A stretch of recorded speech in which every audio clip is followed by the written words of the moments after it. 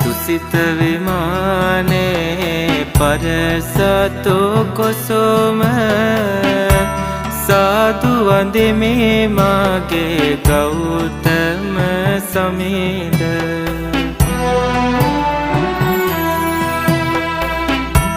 සසර ගමන දුක බව දැනගත්දා සසර පුරා පතිනිය හැරදා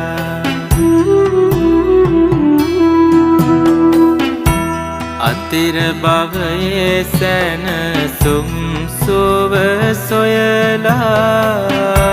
සමිඳු නික්මුණා ඇසල පොහොයද